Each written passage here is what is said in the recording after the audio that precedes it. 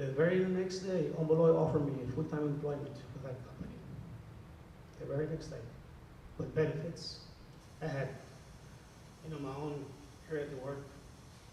Incredible, I just couldn't believe it. But it had to do with my perseverance in me. That they saw that they said, this guy really wants to work.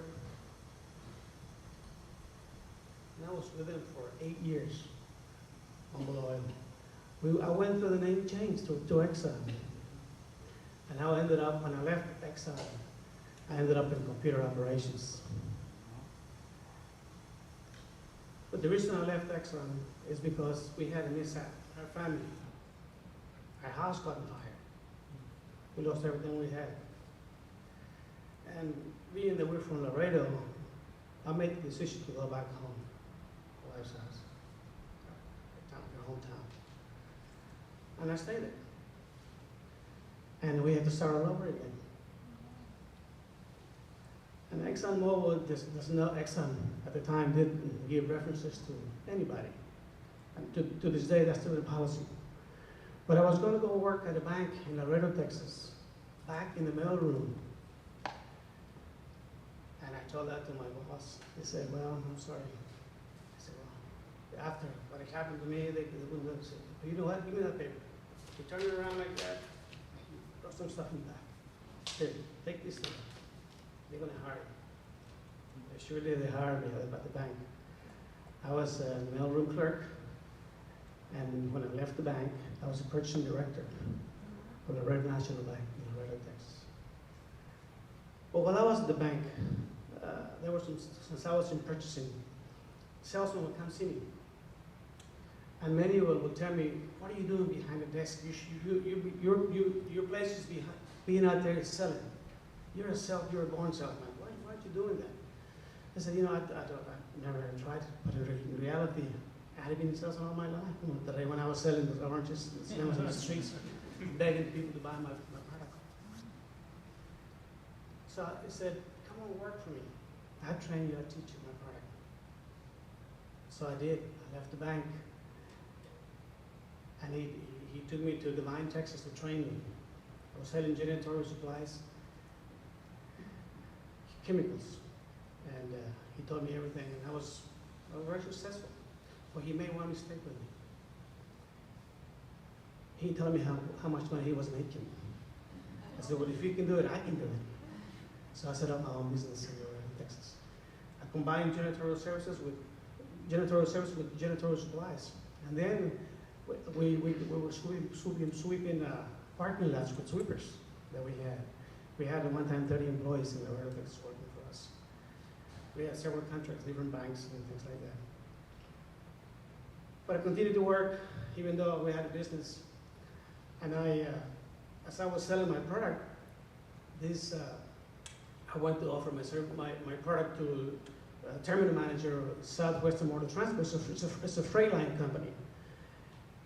And when I was making my sales presentation to him, he said, what are you doing selling? Why don't you come work for me?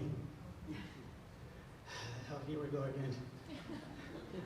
So I took him on. I said, okay, I want to work for you. And he told me what I needed to do is, he was going to become terminal manager at one time. So he had a plan for me. And I started sweeping the warehouse, started sweeping the trailer. So there we go again, from the bottom here. And because by then my wife was already, why are you switching jobs so much? I said, well, these people keep looking for me. So I went to work for that company. When I left SMT, Southwestern Motor Transport, I was a dock foreman. I had about 46 drivers working under me, delivering freight and so on.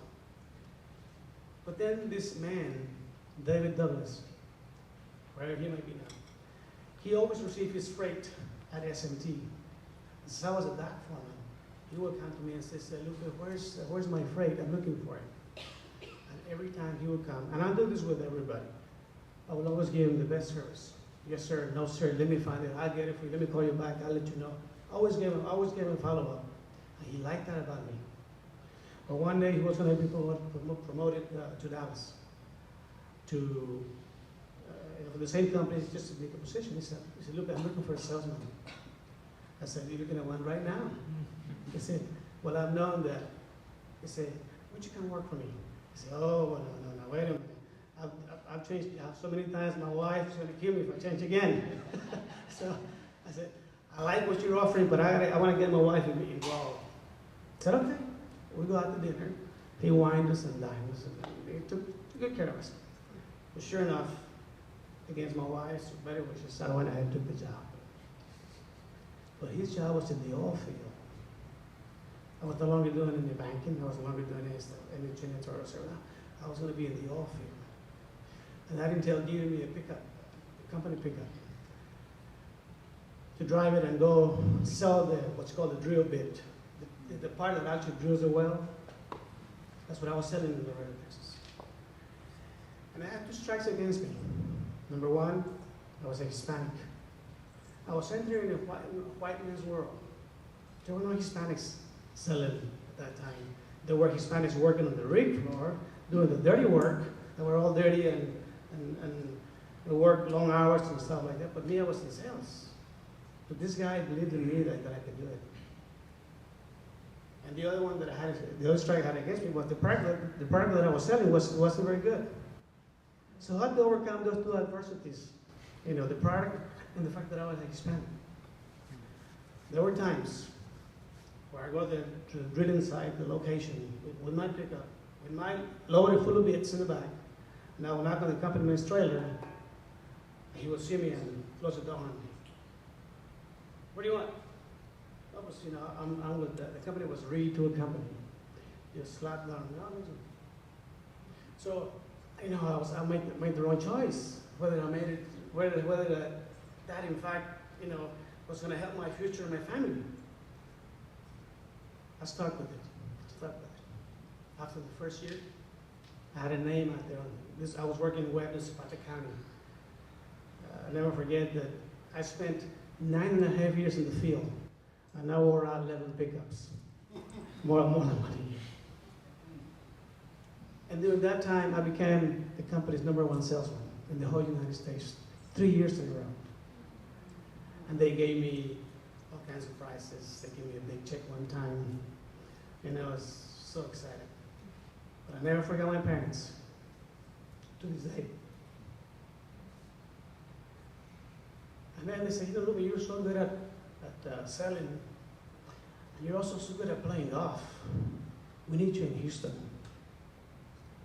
And we had lived in Houston. Remember our house got on fire? We went back to Laredo.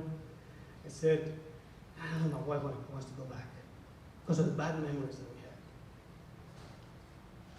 So I said, no, I'm not going to do it.